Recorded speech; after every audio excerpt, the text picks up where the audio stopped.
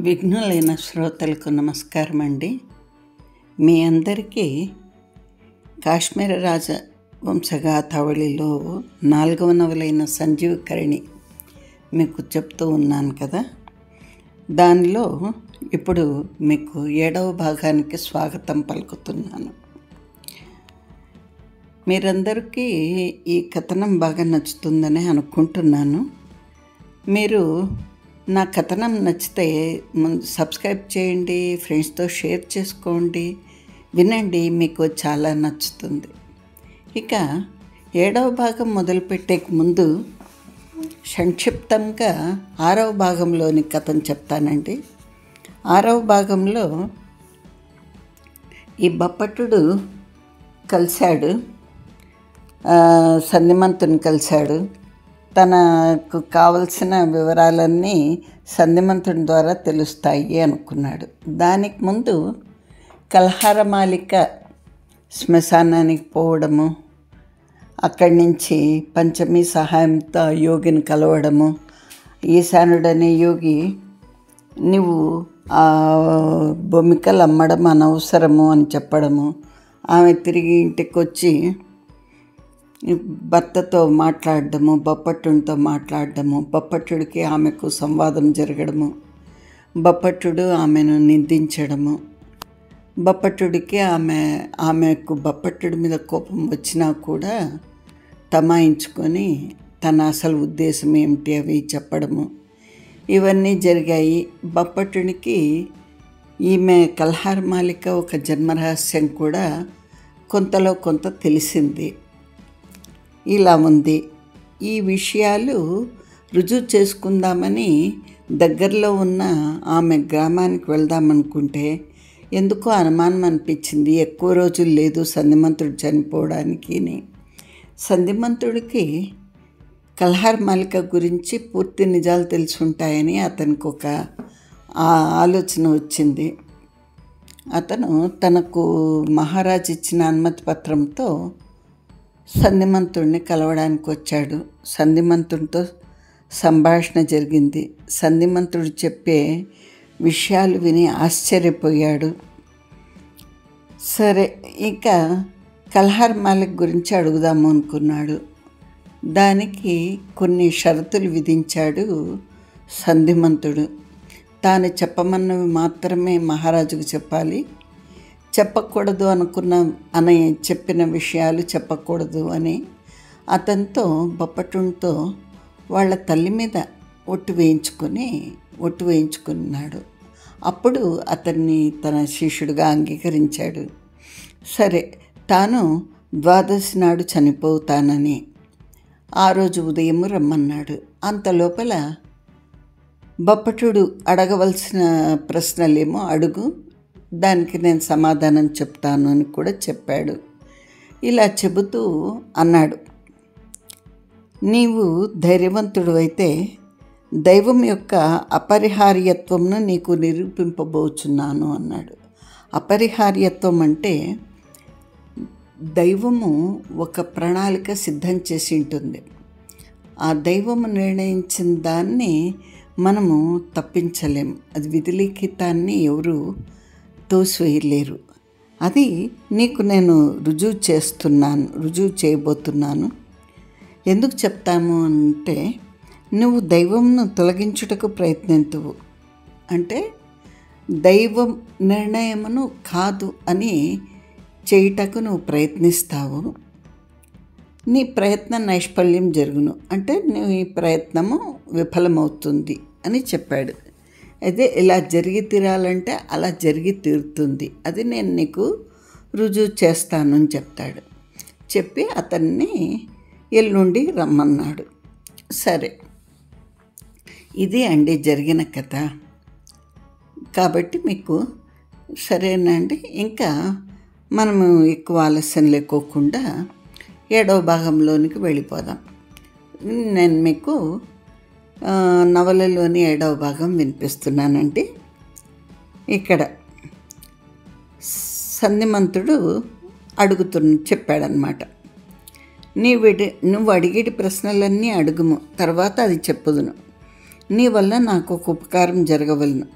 దీనిని నీకు చెప్పించు, నువ్వు ఆ ఉపకారంను చేయుటకు సమర్థుడవు కావేమోనని భయమవుతోంది. ఎల్లుండి పొద్దున్న నువ్వు నా దగ్గరికి రమ్ము. అప్పటికి నువ్వు నాకు చేసేడు ఉపకారం పూర్తి అగును. నీకు నేను ఆ రహస్యంను నిస్సంశయంగా చెప్పుదును. నీ ప్రశ్నలేమి అని సంధిమంతుడు అంటే, బప్పట్టుడు అన్నాడు, సంధిమంతుడా, నేను నిన్నొకటి అడుగుటకు వచ్చి తిని. నేను ఇంకొక చోటు నుండి దీనిని గ్రహించగలుగుదును, కానీ దాని కొరకు దూరం నందున్న గ్రామంనకు పోవలేను. ఏదో రాజధానిలో ముంచుకుని వచ్చుచున్నదన్న భావము నా గుండె మీద కూర్చున్నది. నేను ఇచ్చటి నుండి పోవుటకు వీల్లేదు. కలహారమాలిక రక్తనాడులందు స్వచ్ఛమైన బ్రాహ్మణ రక్తం ప్రవహించట్లేదని నాకు అనుమానం తగిలింది. ఆమె శరీరం నందు ప్రధానంగా క్షత్రియ రక్తం ప్రవహించుచున్నది. ఆమె జన్మ వృత్తాంతమును గురించి నేను పరిశోధించి తిని, విచారించి తిని, రహస్యములు బయటికి తీసి తిని. ఆమె క్షత్రియునకు బ్రాహ్మణ స్త్రీ ఎందుకు కలిగిన సంతానమని నాకు తెలిసింది. ఆమె తల్లి ఏమైనది? ఆమెకు ఒక పినతల్లి ఉండవలేను, ఒక పినతండ్రి వంటి వాడు కూడా ఉండవలేను. వారందరూ ఎవ్వరు? వారి కథ తెలుసుకొనవలనని పుట్టింది. అంటే తెలుసుకుని ఏం చేయదువు అని సంధిమంతుడు అన్నాడు. బప్పట్టుడు అన్నాడు, సంధిమంతుడా, ఎంత బాగా చెప్పినావు. ఏవో కొన్ని విషయములు తెలుసుకుంటకు మనుషుడు ఆరాటపడినే కానీ తెలుసుకుని ఏమి చేయగలడు? ఈ లోకం ఎంత చిత్రమైనది. ఒకప్పుడు తెలుసుకున్న తర్వాత తనను తానే సంహరించుకొనవలసి వచ్చును. ఒక్కొక్కప్పుడు ఇల్లు వదిలి వెళ్ళిపోవలసి వచ్చును. ఒకప్పుడు శత్రువులను సంహరింపవచ్చును. ఆ సంహార ప్రయత్నంలో తనకే అపకారం జరగవచ్చును. తెలుసుకొనవలనన్న ఈ కోరిక జీవుని యొక్క అహంకారంలో భాగము. అవునయ్యా, కలహారమాలిక అచ్చంగా బ్రాహ్మణి కాదని తెలుసుకుని ఏం చేసి తిని. అట్లే ఆమె ఇతర బంధువులను గురించి కూడా తెలుసుకుని ఏం చేయవలేను అంటే, సంధిమంతుడు అన్నాడు అప్పుడు, తెలుసుకుంటే మన విధి వలె కనిపించును. అది మన కోరిక. తెలుసుకొనకపోతే నిద్ర పట్టదు. మనము దాన్ని తెలుసుకున్న తర్వాత, లేదా అది మనకు తెలిసిన తర్వాత భగవంతుడు మన చేత ఏం చేయించునో మనకు తెలియదు. అది విధి విలాసము. నిన్ను మీ అమ్మగారి మీద ప్రమాణం చేయమంటిని, కానీ నువ్వు చేయలేదు. ఇప్పుడు చెయ్యము, తర్వాత చెప్పెదను అన్నాడు.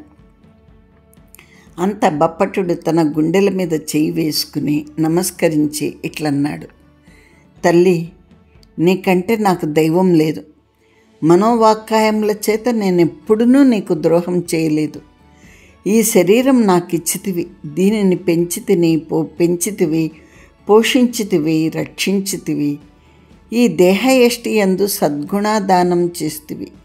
ఇప్పుడు సంధిమంతుడు చెప్పిన మాటలలో వేనిని దాచుమననో వానిని దాచనిచో, వేనిని ఎవరితో చెప్పుమననో అట్లు చెప్పలేనిచో, అతడు వేళలను నియమించినను తత్క్రియలలో వాణిని నేను పాలించనిచో, నేను నీకు ద్రోహం చేసిన వాడనగుదును. నేను దీనికి తప్పినచో నిరంతర నరకలోక వాసినగుదును. మహాంధ తమస లోకములందుండును. మహాప్రళయములందు కూడా నాకు నిష్కృతి లేదు అన్నాడు. అప్పుడు సంధిమంతుడు ఇలా అన్నాడు, ఇప్పుడు చెప్పేదని వినుము. ఇందులో కొంత భాగము నీకు తెలియను. తుంజుని కాలంలో బప్పిక అన్న పేరు గల ఒక బ్రాహ్మణ స్త్రీ ఉండెను. ఆమె దరిద్రుల ఇంట పుట్టింది. దైవజ్ఞులు ఆమె జాతకం గొప్పదని చెప్పిరి. ఆ ఊరు దొంగలు పడి దోచుకొని పోయిరి. ఆ పిల్లను ఒక కిరాతరాజు ఎత్తుకొని పోయిన. ఆమెను వివాహమాడెను. ఆ కిరాతరాజు గొప్ప సంపద కలవాడు. వారిద్దరికీ సంతానం లేదు. ఈ బప్పిక వాని సంపదనంతయు తీసుకుని వచ్చి తన స్వగ్రామం నందు మళ్ళా నివసింపనారంభించను. ఆమె ధనవంతురాలగుట చేత, వయసు చెల్లినదగుట చేత, దయ్యము, పూజలు, పురస్కారములు, దానములు, ధర్మములు మొదలైనవి చేయుట చేత ఆమె కులం చెడిపోవుట పరిసిపోయాను. ఆమె ఒక పేద బ్రాహ్మణ బాలికను పెంచుకొనెను. ఆ పిల్లకు పెళ్లి చేయుట కష్టమాయన. ఆ పిల్ల పేరు తుంజిక. చివరికి ఎవడినో బ్రాహ్మణ్యం చెడిన వాడిని తెచ్చి ఈ సంపద అంతయు తుంజికకిచ్చి ఆమె చనిపోయాను. తుంజికయు దాని భర్తయు బ్రాహ్మణులే. తుంజికకు 2 కూతుండ్రు కలిగిరి. జయేంద్ర మహారాజు తండ్రి అయిన విజయేశ్వర మహారాజా పరిపాలనావసాన కాలంనకు తుంజిక సంపద అంతయు తూలిపోయినది. కూతుండ్రకు యవనోదయమగుచుండెను. వారి సౌందర్యము పట్టరాకుండెను. ఒకటి ఊర్వశి మరి ఒకటి తిలోత్తమ. 2 వయసు భేదం కలదు. ఆనందవల్లిక పెద్దది, మేఘవల్లరి చిన్నది. తుంజిక భర్త వాణిని కిందకు పెట్టించో పంటలు లేవు, పైన పెట్టించో వానలు లేవు. వాడు విజయేశ్వర మహారాజు వద్ద ఉన్న ఒక తాంబూల కరండవాహికతో స్నేహం చేసెను. ఆమె మార్గమున రాజుతో పరిచయం చేసుకొనెను. అతడు ఆ పిల్లల్నిద్దరిని గురించి కట్టుకథలు చెప్పెను. వారి తల్లి భగవద్భక్తురాలట. ఆ 2 కూతుండ్రు దైవప్రసాదమున కలిగిరట. వారు గర్భంనందు ఉండంగానే ఒక అశరీరవాణి వారి విజయేశ్వర మహారాజునకు భార్యలగుదరని చెప్పనట. వారిద్దరూ విజయేశ్వర మహారాజు శిలాప్రతిమలను నిత్యం పూజింతురట. వారు విజయేశ్వర మహారాజును తప్ప వివాహమాడరట. అది సిద్ధించనిచో కన్నెలుగానే చనిపోదురట. రాజు రాయబారులను పంపెను. ఆ చిరంతకుడు చెప్పిన మాటలన్నీ వారి ఇంట నిజంగా కనిపించెను. రాజు వచ్చి వారిని స్వీకరించెను. వారు దేవతా ప్రసాద లబ్ధులు. వారిని కోటకు తరలించుకొని పోరాదు. వారు రాజు యొక్క భార్యలు. వారి భోగములకు తక్కువ కారాదు. రాజు వారిని మహారాణులను చేసెను. 2-3 లక్షల దీనారములు ఇచ్చెను. మహాసౌధములను నిర్మించెను. ఇంత చేసినను పెత్తనము చిరంతకుండే. చిరంతకుడు వారిద్దరికీ తండ్రి. చిరంతకుడు వ్యాధిగ్రస్తుడై మరణించెను. తుంజిక మరణించెను. అచ్చట మగదిక్కు లేకపోయాను, పెద్ద దిక్కు లేకపోయాను. నీలభల్లటుడు అన్న ఒక బ్రాహ్మణుడు తాను చిరంతకుని బంధువునని చెప్పుచు వారి అండ చేరెను. వట్టి సంపదయే కాదు, వారిని ఆశ్రయించుట చేత రాజానుగ్రహం కూడా కలిగెను. వాడు వారి ఆస్తికంతకు పెద్ద ఆయన. ఆనందవల్లిక యొక్క కూతురు కల్హారమాలిక. మేఘవల్లరికి ఒక కూతురున్నది. ఆమె విజయేశ్వరుడు చనిపో వేళకు 3-4 ఏండ్ల పిల్ల. దాని పేరు దిలహరి. తర్వాత కొన్నాళ్లకు విజయేశ్వర మహారాజు మరణించిన తర్వాత అక్క చెల్లెళ్ళకిద్దరికి పడలేదు. మేఘవల్లరికి కొంత ధనమిచ్చి ఆనందవల్లిక పంపివేశను.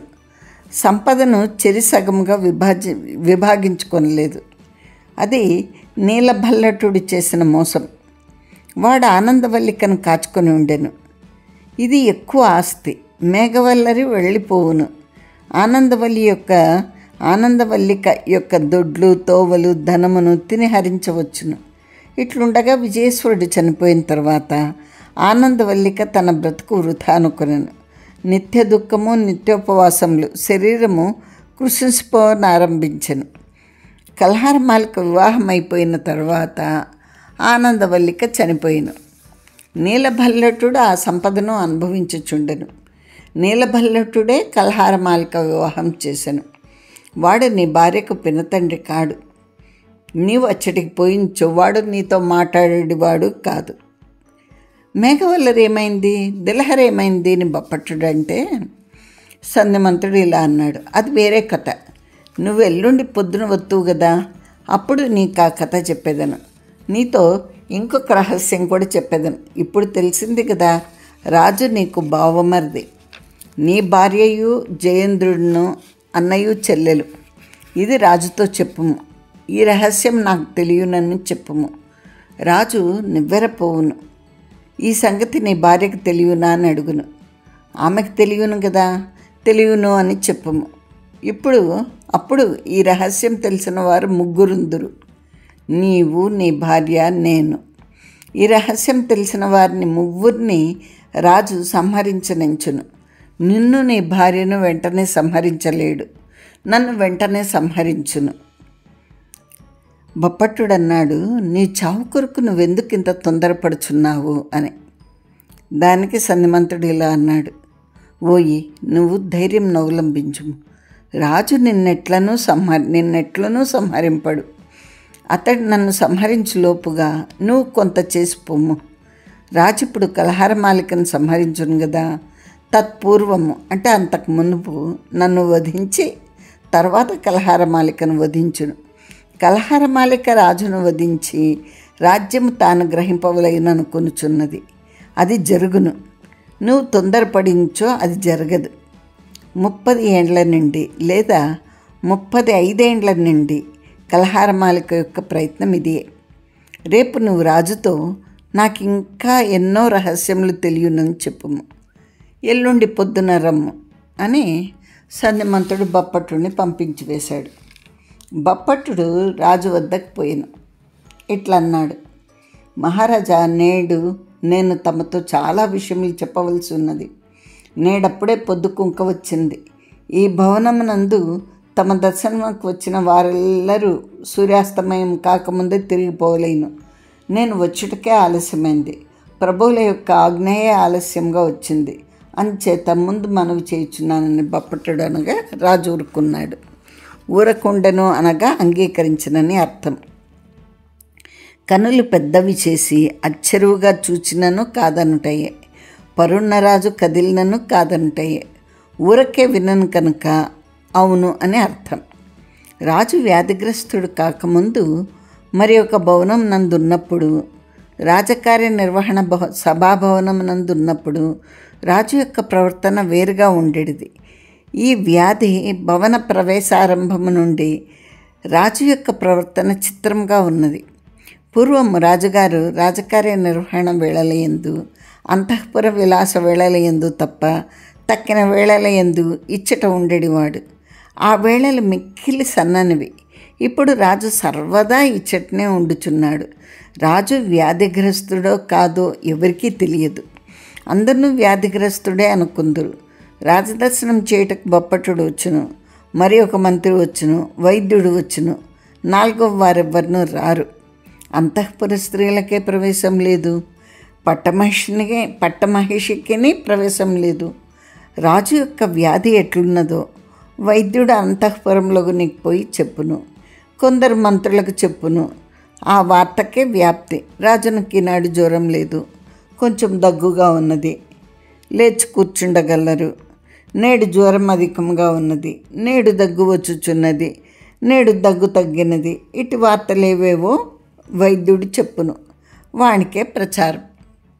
ప్రధానమంత్రి బప్పట్టుడు. ఈయన నడుగుదురు. బప్పట్టుడు వైద్యుడు వచ్చిన తర్వాత వచ్చును.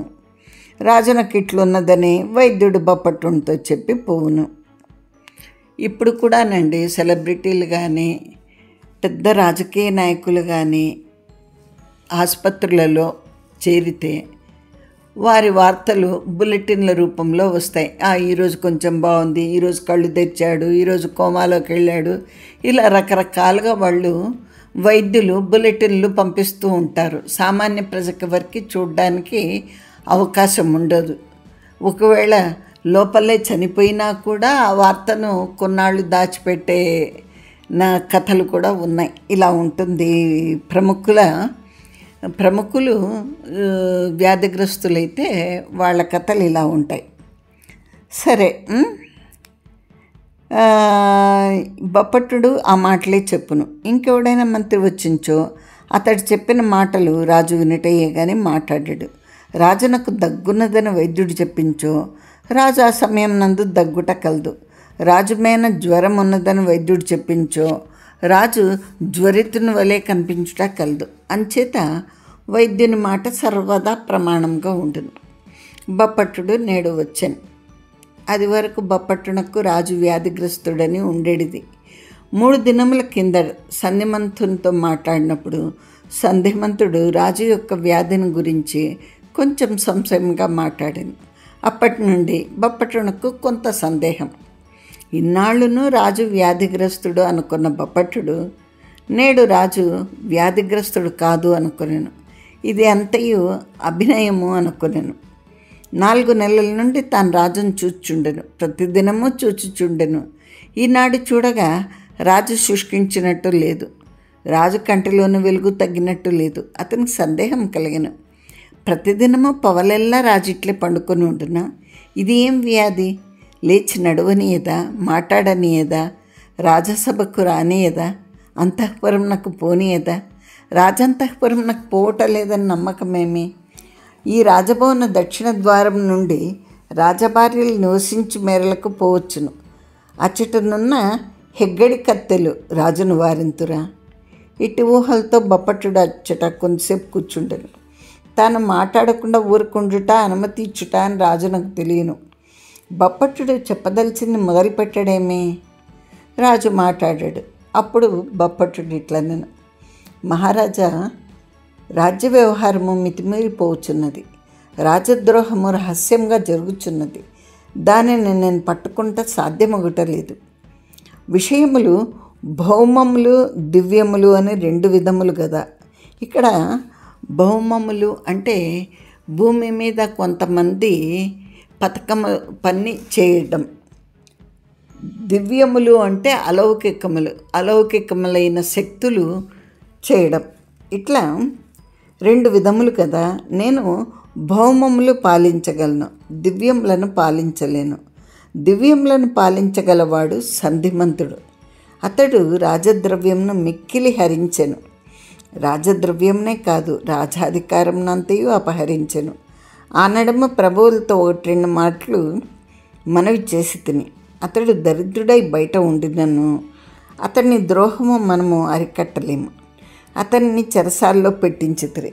అతని భార్య స్వేచ్ఛగా ఉండుటయు రాజ్యంలో కరిష్టమే అని మనవి చేయించి తిని, అతని భార్యను కూడా చెరసాలలో చెరసాల్లో ఉంచితిరి. అంతటితో తద్బాధ విమోచనం జరిగిందని ప్రభువులు అనుకుంటురి. నేనును అనుకుంటుని. నేను 2-3 సార్లు చెరసాల్లోనికి పోయి సంధిమంతునితో మాట్లాడుట జరిగాను.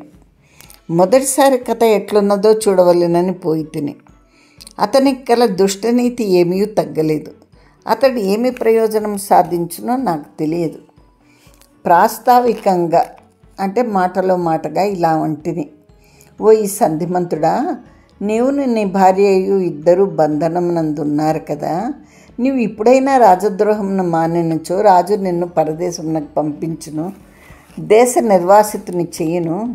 నీ బతుకు నువ్వు బతుకుము. నువ్వు ప్రతిభావంతుడవని, దివ్యశక్తులు కలవాడవని, మహారాజునకు నీవెందుకు గౌరవం కలదు, అభిమానం కలదు. ఎంత అభిమానం కలదనగా నువ్వు చేసిన పని ఇంకొకటి చేసించో వాణిని ఉరితీయించెడివాడు. నిన్నట్లు చేయలేదు. నీ కథమున నీ భార్య కూడా బంధింపబడింది. నువ్వు కాశ్మీరంను దాటి 4 దేశములు అవతలికి పోయినచో, పోవుటకు అంగీకరించించో నేను ప్రభువులతో మనవి చేయుదును. ఏమందువు అనగా సంధిమంతుడు ఇట్లనను, ఓయి మీ రాజు సామాన్యుడు కాడు. నేను రాజద్రోహం చేయలేదు. నేను రాజును విశ్వాసంతో సేవించి తిని. నేను కొంత రాజాధికారము అవలంబించిన మాట నిజమే. నాకేవియో దేవతా విషయకములైన కార్యములుండెను. వాణిని సాధించుకొనుటకు రాజాధికారంను అవలంబించి తిని. రాజునకు అధికారం లేకుండా చేయుటకు కాదు. నేను 10 ఏండ్లు దరిద్రుడను, 10 ఏండ్లు బంధితుడను. నేడు వృద్ధుడనైనాను. ఇప్పుడు పరదేశంలోకి ఎట్లు పోగలను? మీరు నా భార్యను బంధించకుండించో పోయిందును, ఆమెను కూడా బంధించితిరి కదా, నేను ఎట్లు పోదును అనగా, నేను మీ ఇద్దరిని వదిలిపెట్టుదుము అంటిని. అతడు నన్ను నిదానించి చూచి ఇట్లనెను, ఏమయ్యా, నన్ను మోసగించుటకు చెప్పుచున్నావా? నీకు ఆ సంగతి తెలియదా? నేనంత వివేకహీనుడును అనుకొనిచుంటివా? నా భార్య బతికిలేదని నాకు తెలియను అన్నాడు. నేను సంధిమంతుని వాక్యములందలి గడుసుదనం గ్రహించి తిని. బతికి ఉన్న భార్య చనిపోయిందని చెప్పుచున్నాడు. ఇందులో ఏమి నీతి ఉన్నది? రాజునందు యొక్క అపప్రత నిర్మించుటక? ఈ బంధితుడైన వాడు రాజు ఏడ ఏ అపప్రత అంటే ఒక నింద కల్పింపగలడు? ఇతని ధైర్యమేమి? ఇట్టి అబద్ధం నాడుటకి ఇతని గుండె ఎట్లాడినది అని భావించి, సంధిమంతుడా, నీవు ఇట్లెందుకంచుంటువో నాకు తెలియదు. సంధిమతి ఎట్లు మరణించును? ఇట్టి మాటలు మాట్లాడకము. ఇవి మహారాజు చెవిన పడించు, నీకంత మేలు సమకూర్చవు అంటిని. ఆయన ఇట్లన్నాడు, నేను సంపూర్ణంగా ఎంత అధోగతికి లౌకికంగా తొక్కబడవలనో అంతవరకు తొక్కబడి తిని నాకు మేలు కాదందువు. ఇప్పుడు నాకు మేలని ఉన్నదా? ఈ చెరసాలలో స్నానం లేక, సంధ్య లేక, మంత్రం లేక, అగ్నిహోత్రం లేక, హోమములు లేక 10 ఏండ్లుగా మ్లేచ్ఛమైన బతుకుచుంటిని. బంధితులకు వేసడి అన్నం వేయుదురు. ఇంక నాకు మేలేమి? ఈ శరీరంన ఇంకా ప్రాణం ఉన్నది, అదేను పోవునని బెదిరించుటయా? ఓయి పోవునందువా? పోనిమ్ము. నా భార్యకు పోయినట్టే నాకును పోవును. నా భార్య మృతిని గురించి నీవు ఎరగనందువా? నీవు ఎరగవని నాకు నమ్మకం లేదు. ఆమె మృతి ఎట్లు సంగటిల్లిందో చెప్పమన్నచ్చు చెప్పుదును అన్నాడు. నేను అతడేం కల్పించి చెప్పునో విందమని చెప్పుమంటిని. అతడిలా అన్నాడు, ఓయి మీ రాజు వ్యాధిగ్రస్తుడు కాడు, ఆయనకు వ్యాధి లేదు, అది అంతయు అభినయం. పూర్వమే దైవజ్ఞులు అతనికి సంతానం లేదని చెప్పిరి. ఈ రాజ్యము విజయేశ్వరునిది కాదు. తుంజుని తర్వాత దిక్కు లేకపోగా నానాటి మంత్రులు విజయేశ్వరుని తీసుకుని వచ్చి స్థాపించిరి. ఈ 2 రాజులతో నీ వంశం పూర్తి అగును. ఈ సంగతి దైవజ్ఞులకు చెప్పగా రాజునకు భయం వేసెను.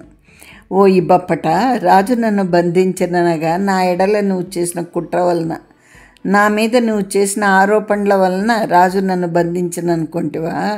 కాదోయి కాదు. రాజు తర్వాత నేను రాజ్యంన కూతునని రాజుతో చెప్పిరి. ఆ భయం చేత నన్ను బంధించెను. ఇంతకు మించి ఇంకొక చమత్కారం జరిగింది. మరియు రాజు చెవికి వార్తలు వెళ్ళినవి. జయేంద్రుని తర్వాత రాజ్యంనకు వచ్చేది నేను కాదట, నా భార్య అయిన సంధిమతి అట. అప్పుడు మరియు భయభీతుడైన రాజు సంధిమతిని కూడా బంధితురాలిని చేశాను. రాజు వ్యాధిగ్రస్తుడు కాడు. రాజు అర్ధరాత్రంలో ఎందు అంతఃపురంలోకి పోవును. అంతఃపురంలో రాజునకు నచ్చిన స్త్రీ ఒకటి ఉంది. ఆమె పేరు చటక. రాజు ఏ పని చేసినను చటక చెప్పినదే. ఆ చటక 3 విడతలుగా 3 బోధలు చేసింది. మహారాజా, సంధిమంతుడిని మనం చెరలో ఉంచించో ఒక లాభం ఉన్నది. సంధిమంతుడు రాజగునని దైవజ్ఞులు చెప్పిన మాట నిజమే. సంధిమంతుడు రాజు కాలేడు, కానీ సంధిమంతుని కుమారుడు రాజు కావచ్చు.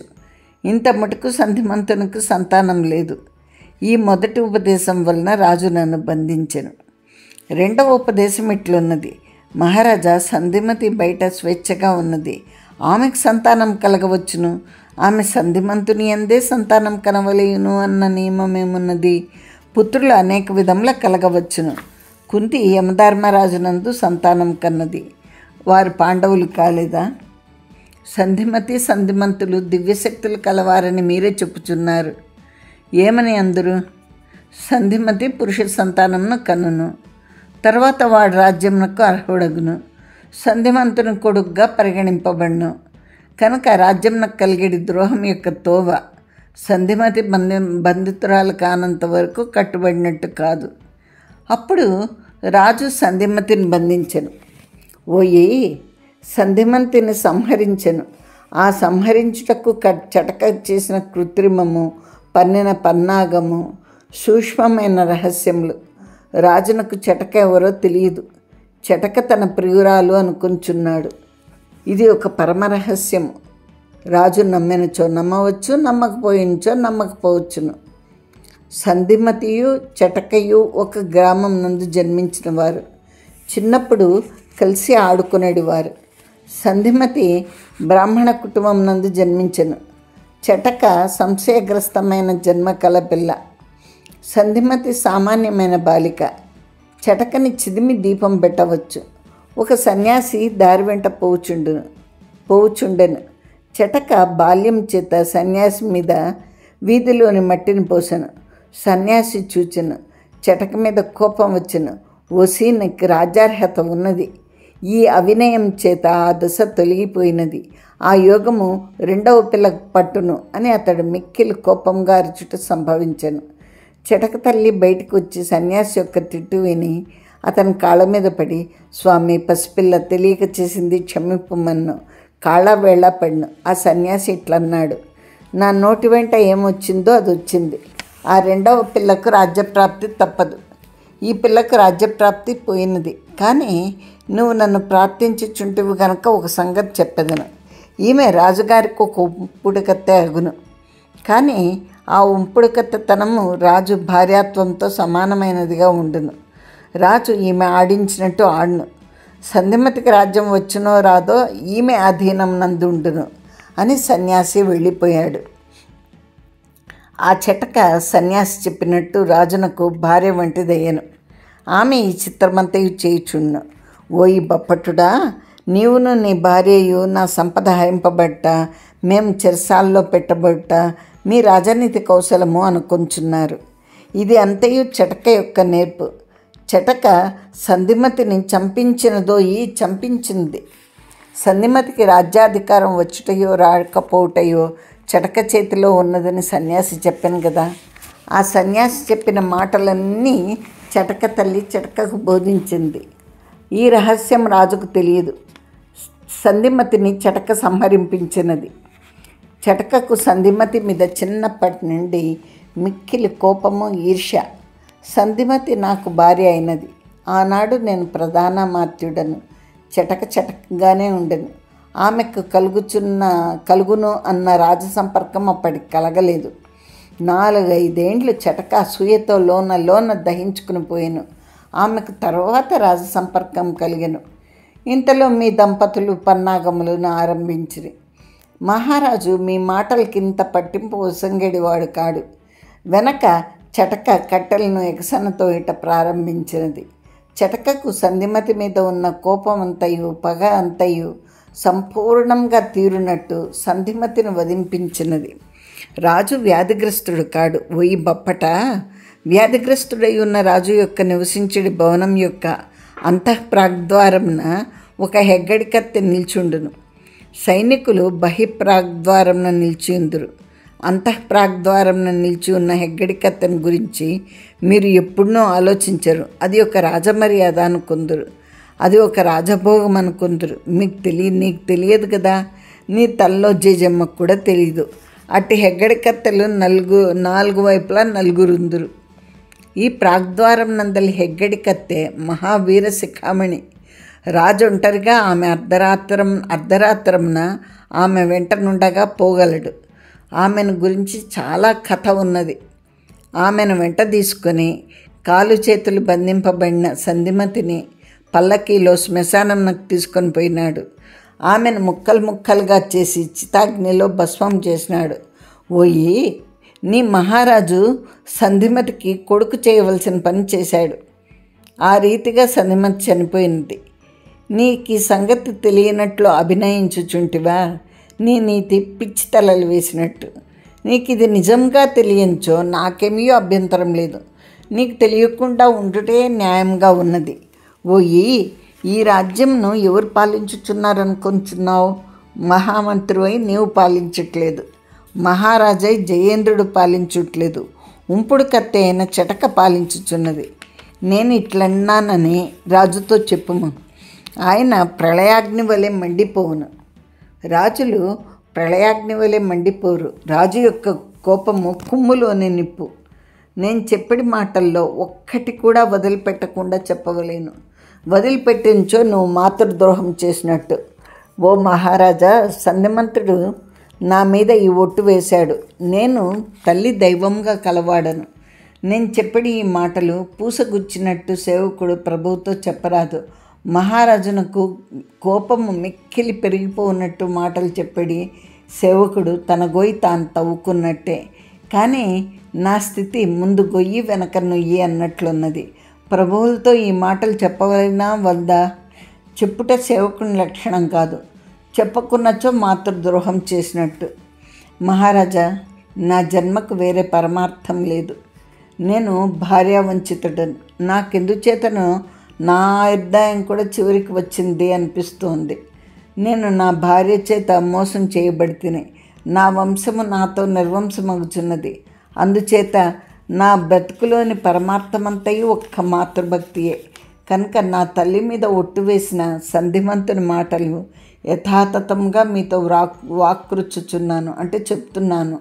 అతడు ఇంకా అంటున్నాడు ఇలాగా: సంధిమతిని చంపినంత మాత్రంన వ్యవహారమేమీ పూర్తి కాలేదు. కొడుకు తల్లి శవమును దహనం చేయును, కానీ సంచయనం చేయవలేను. అస్థికలు గంగలోనే కలపవలను. ఏ వ్యక్తి యొక్క అస్థికలు గంగలో కలపబడవో ఆ వ్యక్తి యొక్క జీవుడు స్వర్గాది లోకములకు పోడు. పునర్జన్మ అవలంబించుడు. పిశాచం ఓలే తిరుగుచుండును. సంధిమతి నేటట్లు తిరుగుచున్నది. ఆ పిశాచము తిరిగినన్నాళ్ళు రాజుకు క్షేమం లేదు, చెటకకు క్షేమం లేదు అని చెప్పినాడు సంధిమంతుడు. నేను సంధిమంతునితో అన్నాను, ఓయి, నేను పోయి ఆ అస్థికలను సంగ్రహించేదను, జీలా నదిలో కలిపెదను. రాజునకు ఈ అపకారము పరిహరింపబడినట్లు చేయుదును. ఆ సంధిమతి శవదహనం ఎచ్చట జరిగిందో నాకు తెలియదు. ఆ స్థలంను నాకు నిర్దేశించి చెప్పదు అనగా అతడు, ఓయి, ఆ స్థలం రాజునకు తెలియను, హెగ్గడికత్తెకు తెలియను, సంధిమతిని మోసుకొని పోయిన 4 బోయవాండ్రకు తెలియను, వెంట వెళ్ళిన 8 సైనికులకు తెలియను. వారికి తెలియనో తెలియదో వారు గుర్తుపట్టదురో పట్టరు. రాజునకు ఆ హెగ్గడికత్తెకు నిస్సంశయంగా తెలియను. రాజుతో నీవు ఈ సంగతి చెప్పితివా? రాజు నిన్ను నచ్చట్నే హరించును. ఓయి, నీవు ఒకవేళ రాజుతో చెప్పినా చెప్పవచ్చు, కానీ హెగ్గడికత్తకు చెప్పకము. ఆ హెగ్గడికత సగము మనిషి, సగము పిశాచలోకములలోని వ్యక్తి. ఆమె నిల్చున్న స్త్రీ నిల్చున్నట్టుగా 200 మంది సైనికులను మింగివేయగలదు. రాజు తన ఆత్మరక్షణం కొరకు ఆ హెగ్గడికత్తెల మీద ఆధారపడి ఉండును, కానీ మీ సైనికుల మీద ఆధారపడి ఉండడు. మరియు ఇప్పుడు ఆ అస్థికలు దొరకవు. శ్మశానంలో ఉన్న ఒక పంచమ బాలిక వాటి సంచయనం చేశాను. ఆ పంచమ బాలిక సగము మానవి, సగము దెయ్యము. ఆ భూమికలను ఏరి మూటగట్టి నా వద్దకు తీసుకొని వచ్చింది. నన్ను కొనమన్నది. నేనేం చేసుకుందునే? సగం దయ్యమా? కొనెడువారెవరో ఉందరు, వారి వద్దకు తీసుకొని పొమ్మంటే ఆమె వెళ్ళిపోయింది. ఆమె పోయి ఎవరికో అమ్మినదట. ఆ కొన్నవారికి ప్రయోజనం కలగలేదట. శరీరాస్తులలో శిరస్సునందలి అస్థి ప్రధానమైంది. ఆ పంచమ బాలిక బాహుస్థానేమో, ఉరుస్థానేమో, వక్షస్థానేమో, పాదస్థానేమో, కంఠస్థానేమో అయిన అస్థికల నేరింది. శిరోస్థి దానికి కనిపింపలేదు. శిరోస్థి ఆ చితాభస్మం నందే ఉన్నది. ఆ బూది అంతయు ఎత్తి పక్కనున్న నదిలో పోషించో రాజుకు ఆ బాధ తగ్గిపోను. చెటక తాను చేసిన పని సంపూర్ణంగా చేసి తినని సంతోషించవచ్చును. బప్పట్టుడు కొంతసేపు మాట్లాడలేదు. రాజు బప్పట్టుడు చెప్పినంతసేపు భవనం యొక్క పైభాగం నందు చూచుండెను. బప్పట్టుడు మానవేశను. అతడు చెప్పుట అయిపోయిందా? ఇంకా చెప్పవలసి ఉన్నదా? రాజు బప్పట్టుని వంక చూచించో ఇంకను చెప్పమని అర్థం. రాజు కొంతసేపునకు చూచెను. రాజు కన్నులు ఎప్పుడు ఎట్లుంటాయో బప్పట్టునకు తెలియను. అతని బతుకంతయు రాజు యొక్క కన్నులను చూచి ఉన్నది. రాజు యొక్క మనోభావంను తెలుసుకోండి విద్యను నేర్చుకుంటతోనే సరిపోయింది. ఇప్పటి రాజు కన్నులు చూచెను. తాను చేసిన ప్రయత్నం కొంత మిగిలిపోయినట్టు భాషించుచుండెను. బ్రహ్మభేద్యములైన రహస్యములు 2 సంధిమంతునికి ఎట్లు తెలియనో తెలుసుకోలేని తనముండెను. మిగిలిన పనిని పూర్తి చేయవలేనన్న తీవ్రత ఉండెను. బప్పట్టుడు రాజు కన్నుల్లో తనను సంహరించడి ఊహ ఉన్న దాన్ని సూక్ష్మంగా చూచెను. ఆ ఊహ కనిపించటలేదు. ఎవడో చెప్పమన్న మాటలు ఇతడు చెప్పుచున్నాడు, ఇతని తప్పులేదు అన్నట్లుండెను. ఇతడి మాటలు చెప్పకపోయించో తనకి సంగతులు తెలియవు కదా అన్న విశ్వాసం ఒకటి ఉండెను. బప్పట్టునికి కొంత ధైర్యం వచ్చెను. మళ్ళా అతడు ఇలా ఆరంభించాడు. శిరోస్థి ప్రధానమైనదైనను తక్కిన ఆస్తులకు కూడా కొంత ప్రాధాన్యం ఉన్నదట. అన్నీ కలిపి గంగలో తోయవలైనట. ఆ పంచమ బాలిక పేరు పంచమి. ఆమె ఆ భూమికలను తీసుకొని పోయి ఎవరికో అమ్మినది. అది రహస్యం. నేను నీతో చెప్పను. నీ రాజు కాదు కదా. నీ రాజును సృష్టించిన వాడు కూడా నాతో చెప్పించలేడు. ఆ అస్థికలను ఒక స్త్రీ కొన్నది. ఆ అస్థికలు ఆ స్త్రీ వద్ద ఉన్నంత వరకు చెటక యొక్క ప్రయత్నము సంపూర్ణ ఫలవంతం కాదు. రాజు యొక్క ప్రాణము భద్రం కాదు. నేను నన్ను రక్షించుకుంటకు చెప్పట్లేదు. నాకు ఆశ్చర్యమేమనగా నిజంగా రాజు తర్వాత రాజ్యం కావాలనన్న కూర్చున్న వారిద్దరు స్త్రీలు ఉన్నారు. ఆ రాజ్యము సంధిమతి కూర్చునని దైవం యొక్క ఆదేశము. ఆ ఇద్దరిలో చటక ఉన్నది. ఆ చటక రాజునకు ప్రాణప్రియ. ఏ స్త్రీ రాజు ప్రాణం ఎప్పుడు పోను, రాజ్యం ఎప్పుడు కైవసం చేసుకొందును అని కూర్చున్నదో రాజు ఆమెను నమ్ముచున్నాడేమి. రాజు మీద తనకు గల అధికారం చేత చటక సంధిమతిని చంపించినది. రెండవ స్త్రీ ఎవరో చటకకు తెలియదు. సంధిమతి భూమికలు ఆమె వద్ద ఉన్నంత వరకు ఆమె రాజ్యంనకు ప్రతిస్పర్ధిని అగును. చటక వద్ద ఆధారం లేదు. ఆ అస్థికలను డబ్బిచ్చుకున్న స్త్రీ వద్ద ఆధారం ఉన్నది. ఆధారం అనగా సంధిమతి యొక్క జీవుడు తదస్థికలను అనుసరించి ఉండును. సంధిమతి జీవగతమై రాజ్యాధికారము పూర్వజన్మ సంస్కారముల ద్వారా నిష్టమై ఉన్నది. ఆ స్త్రీ ఈ అస్థికలను భద్రంగా దాచినది. సంధిమతి యొక్క జీవుడు ఆమెను వదిలిపెట్టి రాడు. రాజు గనక శిరోస్థిని సంపాదించి చటకకిచ్చినచో ఆ స్త్రీయు ఈ చటకయు సమప్రాబల్యం కలవారగుదురు. అప్పటి లక్షణం వేరు. ఓయి బొప్పటుడా, నేను ఒక మహారహస్యంను చెప్పేదను, రాజునకు చెప్పుము. ఆయన విశ్వసించిన వాడగును. విశ్వసించకపోయినచో విధికేమి నష్టము? ఏది ఎప్పుడు జరగవలనో అది అప్పుడు జరగవలను కదా. ఆ నీతికేమి నష్టము? రాజునకు ఆయుర్దాయం ఇంకెన్ని నాళ్ళు ఉన్నదో నేను చెప్పను. రాజు నన్ను ఎప్పుడు సంహరించునో నేను చెప్పను. మానవుని యొక్క బుద్ధి పటిమ ఎట్టిదనగా ఎప్పుడునో దైవంకు వ్యతిరేకంగా ప్రవర్తించును. దైవం ఏమి చేయగలదు మొదలైన భావములతో ఉంటును. అందుచేత నేను చెప్పను. కానీ ఒక రహస్యం చెప్పేదను. రాజు తన చెల్లెలి చేతిలో చనిపోవును. రాజునకు చెల్లెండ్రు లేరు. ఇంకనూ విప్పి చెప్పేదను. పూర్వ మహారాజు విజయేశ్వరుడు తన చివరి రోజుల్లో 2 కన్యకలను రహస్యంగా వివాహమాడును. అందులో ఒక ఆమె గర్భమున ఒక స్త్రీ ఉదయించును. ఆమె ఇప్పుడు గొప్ప స్థితిలో ఉన్నది. ఆమె ఈ రాజ్యంను కోరుచున్నది. సంధిమతి భూమికలు ఆమె వద్ద ఉన్నవి. ఆమె చాలా దినముల నుండి తాను రాజ్యం చేయగల శక్తిని సంపాదించుటకు ప్రయత్నించుచున్నది. ఆమె రాజనీతి చదివింది, యుద్ధనీతి నేర్చింది, వ్యూహ నిర్మాణ విద్య పఠించినది. ఆమె గుర్రం ఎక్కి డాలు పూని కత్తి యుద్ధం చేయగలదు. ఆమె ముందు 100 మంది నిలవలేరు. ఆమె ఖడ్గమును పూని వీర విహారం అనర్పజొచ్చినచో నీ రాజుతో చెప్పుము. ఓయి రాజా, ఆమెకెదురు నిలిచేది వారు లేరు. ఆమెను ఎదిరింపగల వ్యక్తి ఒక్కతే ఉంది. ఆమె రాత్రులందు నీ ప్రాగ్ద్వారంను అంటే తూర్పు వాకిలిని రక్షించుచున్న హెగ్గడి కత్తె. సంధిమతి యొక్క శరీర ఖండములు హోమం చేయుటకు నువ్వు ఆ రాత్రి శ్మశానంకు పోయితివే, అప్పుడు నీవు వెంట తీసుకెళ్ళిన హెగ్గడి కత్తె. ఆమె సామర్థ్యం నీకు తెలియను. ఓయి రాజా, ఆమె రాత్రులందు నీ ద్వారపాలకరాలుగా ఉండును. దివా సమయంలందు ఇంకొకరి తుక్క ఉండును.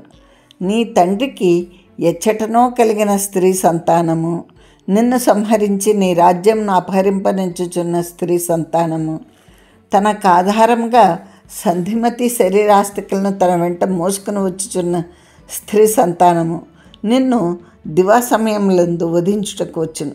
అప్పుడు ఈ హెగ్గడి కత్తె ఉండదు. హెగ్గడి కత్తెలు ఆమెతో సరిరారు. ఇదొకటి జ్ఞాపకం ఉంచుకున్నాము. ఇంకొకటి ఉన్నది. ఆమె నీకు సోదరి అని నీకు తెలియదు. నువ్వు సోదరుడవని ఆమెకు తెలియను. ఈ ముంచుకొని వచ్చి ముంపునకు అడ్డువేయ తలచించో ఒక మార్గం ఉన్నది. శ్మశానం నందలి సంధిమతి శిరోస్థిని తీసుకొని రావలేను. ఈ హెగ్గడి కత్తె వద్ద దాన్ని నుంచవలేను.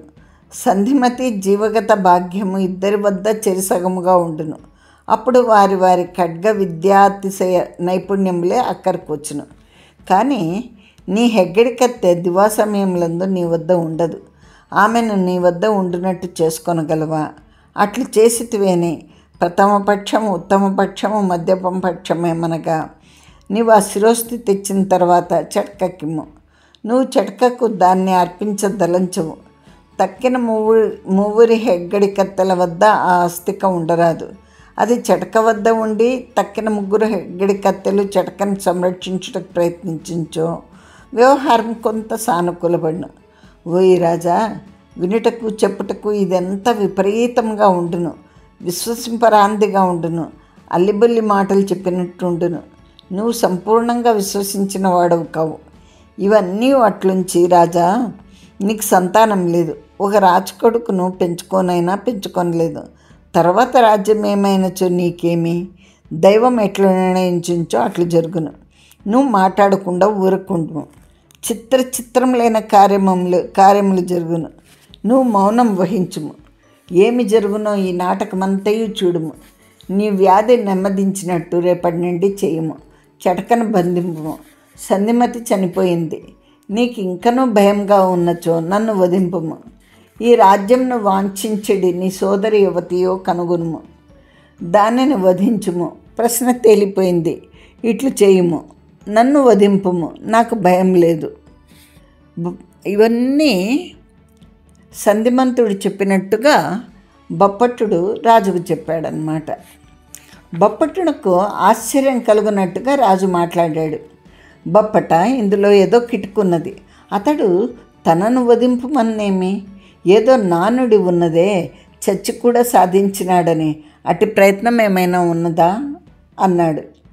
బప్పట్టుడు అన్నాడు, మహారాజా, తమ నోటి నుండి మాట విని 4 నెలలైనది. నేడు నా జన్మ చరితార్థమైంది. నా మాతృభక్తి రాజనాలు పండింది. ప్రభువులను నేను 20 ఏండ్లు కృతజ్ఞతతో సేవించినాను. తమరికి నా యందు దయ ఉన్నచో తమరు సంధిమంతుని సంహరించి తీరవలను. నేను దుఃఖంతో చెప్పుచున్నాను, సిగ్గు విడిచి చెప్పుచున్నాను. వాడి మీద కోపం నాకు పోదు. వాడు నా భార్యకు ఉపపతి, అంటే 2వ మొగుడు అని చెప్పేసినాడు. ఇది ఈ రోజుతో ఇక్కడితో ఈ 7వ భాగము ముగిస్తున్నానండి. మళ్ళీ మీకు మిగిలిన కథ 8వ భాగంలో వినిపిస్తాను. ఇక్కడ మన ప్రభుత్వం, ఇప్పుడు నేటి ప్రభుత్వంలో కూడా ఖైదీలను చూడాలంటే ములాఖతులు అని ఉంటున్నాయి. ఇక్కడ కూడా ములాఖత్ అంటారు. వాళ్ళకు కావలసిన బంధువులతోనో ఎవరితోనో వాళ్ళు ముందుగా పర్మిషన్ తీసుకొని ములాఖత్ అరేంజ్ చేసుకుంటారు. ఆ ములాఖత్ పలానా టైము, పలానా గంటలప్పుడు అని చెప్తారు, పలానా రోజు అని చెప్తారు. ఆ రోజు ఆ బంధువులు వెళ్ళి ఆ ఖైదీని చూడవచ్చు, మాట్లాడవచ్చు. తాము తెచ్చినది అభ్యంతరం లేకుండా పోలీసుల సమక్షంలో తినిపించవచ్చు. ఇలాంటివన్నీ ఉంటాయి. ఒక్కొక్కసారి ఈ ములాఖతులో రహస్యాలు బయటకు వచ్చే అవకాశం కూడా ఉంది. ఎవరినన్నా నియమించి రహస్యములు కనుగొంట కూడా అధికారులు ప్రయత్నిస్తూ ఉంటారు. ఇటువంటి ములాఖతులో సంధిమంతుడు మాట్లాడిన మాటలన్నీ బప్పట్టుడు సంధిమంతుడు ఏమేమి రాజుతో చెప్పమన్నాడో అవన్నీ రాజుతో చెప్పాడు. రాజు మనసుకి ఎక్కేటట్టు చెప్పినాడు. రాజు ఆశ్చర్యపోతున్నాడు. సంధిమంతుడు ఎందుకు తన చావు తానే కోరి తెచ్చుకుంటున్నాడు? ఒకవేళ చచ్చి అనుకుంటున్నాడా అని డౌట్ కూడా వచ్చింది రాజుకు. సరే, ఇదంతా జరిగింది. ఇప్పుడు మనకు కథ అంతా దాదాపుగా విశదమైంది. చటక కొత్త క్యారెక్టర్ వచ్చింది ఇక్కడ. సంధిమతి, చటక ఎందుకు విరోధము? కల్హారమాలిక ఎందుకు సంధిమతిని చంపించాలనుకుంది? సంధిమంతుడిని ఎందుకు చంపించాలనుకున్నారు? ఎందుకు వాళ్ళనిద్దరిని ఖైదు చేసినారు? ఇవన్నీ కథలు వచ్చాయి. అంతేకాకుండా కల్హారమాలిక చెల్లెలు, రాజుకు వరుసకు చెల్లెలు అని కూడా నిరూపణ అయ్యింది. ఇవన్నీ విషయాలు బయటకు వచ్చినాయి. ఇక మనకు తెలియవలసింది ఒక్క దిల్హా విషయమే. ఈ హెగ్గడి కత్తెలు 4 ఉన్నారు కదా రాజుకు రక్షణగా 4 ద్వారాలందు. తేజాదీనా, ఈమె తేజలాదీనా, శుద్ధ, ఇంకొక ఆమె దిల్హా, మొత్తం 4 ఉన్నారు కదా. కానీ అందరికన్నా దిల్హా చాలా పరాక్రమం తెలిసింది. అంతేకాదు ఆమె రాజనీతి, యుద్ధనీతి కూడా తెలిసింది. కల్హారమాలికకు రాజనీతి, యుద్ధనీతి, ఖడ్గ విద్యతో పాటు నేర్పించింది ఆమె. కానీ మనకు దిల్హా జన్మ వృత్తాంతము ఇంతవరకు తెలియదు. ఇక ఈ రాజు తండ్రి విజయేశ్వర మహారాజుకు ఇద్దరు భార్యలు ఉండరని, వాళ్ళ ఇద్దరికి ఇద్దరు ఆడపిల్లలు కలిగారని, ఆ మొదటి భార్య కూతురే కల్హారమాలిక అని, ఆనందవల్లిక కూతురు కల్హారమాలిక అని తెలిసింది. కల్హారమాలికను బొప్పట్టినికిచ్చి పెళ్లి చేపించినారు. ఇక రెండో పిల్ల ఏమైంది తెలియదు. ఆ అమ్మాయి పేరు మేఘవల్లరి కూతురు దిలహరి అని. ఆ మేఘవల్లరి ఏమైంది, మేఘవల్లరి కూతురు ఏమైంది అనేది మనకి ఇంకా తెలియదు. 8వ భాగంలో తెలిసేందుకు అవకాశం ఉంది. 8వ భాగంలో ఎవరు ఆ దిలహరి, ఆ అమ్మాయి ఏమైపోయింది, అలాగే మేఘవల్లరి ఏమైపోయింది, వాళ్ళు ఎక్కడున్నారు అనేది కూడా మెల్లగా తెలిసి వస్తుంది. ఇక్కడ మొత్తానికి రాజుకు జరిగింది చెప్పాడు. రాజు దీని మీద ఏమి ఆలోచించాడు, ఏమి చేయాలనుకున్నాడు అనేది వచ్చే భాగం తెలుస్తుంది. మొత్తానికి ఈ కథనంలో కొద్దిగా సస్పెన్స్ విడిపోయింది, కానీ కథ రసపట్టులోకి వచ్చింది. ద్వాదశి నాడు తాను చనిపోతానని సంధిమంతుడు చెప్పాడు. మరి ఎలా చనిపోతాడు, చనిపోయాక ఏమవుతుంది అనేది బహు విచిత్రంగా ఉంటుంది. మనము ఊహించలేని రీతిలో కథ నడుస్తుంది. మిమ్మల్ని ఊరిస్తున్నాను అనుకోవద్దండి, నిజంగా కథ అలాగే ఉంటుంది. సో మీరు మిస్ చేసుకోకుండా ఇవి వరుసగా వినండి, మీరు ఆనందిస్తారు. మీకు ఆనందం కలిగించినందుకు నేను సంతోషిస్తాను. సరేనా అండి? మళ్ళీ ఇక్కడితో ఆప్ చేశాను కదా ఈ కథనము. మళ్ళీ మిమ్మల్ని 8వ భాగంతో కలుస్తాను. అంతవరకు సెలవా. మరి చివరిగా ఇంకో మాట చెప్పేదేమంటే, మీకు నా కథనం నచ్చినట్టయితే సబ్స్క్రైబ్ చేయండి, ఫ్రెండ్స్తో షేర్ చేసుకోండి, ముఖ్యంగా కామెంట్స్ చేయండి, లైక్ చేయండి. నాకు కాస్త ప్రోత్సాహంగా ఉంటుంది. ఇలాంటివి మరిన్ని ఎపిసోడ్లు చేయగలిగే ప్రోత్సాహము మీ ఆదరాభిమానాలు నాకు కలిగిస్తాయి. మీ ప్రోత్సాహం నాకు కలిగిస్తుంది. ఇంకొకటి ఏమంటే కాకతాళీయం అంటారు కదా, అలాగా కాశ్మీర్లో గొడవలు జరుగుతున్నాయి. ఇప్పుడే నేను మీకు ఈ కాశ్మీర రాజవంశ నవలలు చెప్తున్నాను. ఇవన్నీ చారిత్రక వ్యక్తులు చరిత్రలో ఉండేటివే. ఏమంటే మనకు చాలా తక్కువ తెలుసు కాశ్మీర రాజవంశాల గురించి. కల్హణ్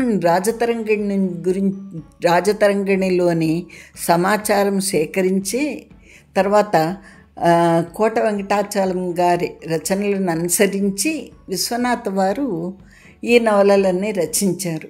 కాబట్టి ఇవన్నిట్లోనూ చారిత్రక వ్యక్తులు అవన్నీ నిజమే, జరిగిన సంఘటనలు నిజమే, కొంచెము కల్పన కలిపాడు ఆయన.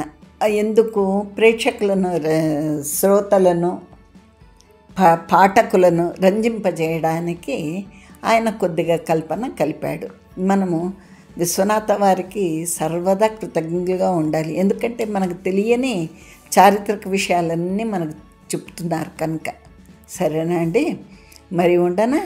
మీకందరికీ శుభాకాంక్షలు. అందరూ హాయిగా ఆనందంగా నవ్వుకుంటూ సంతోషంగా ఉండండి. సాహిత్యంలో అభిరుచి పెంచుకోండి. మంచి తెలుగు కథలు ఇలా నేను చెప్పేటివి వినండి, ఆనందించండి. ఉండనా మరి? Bye bye.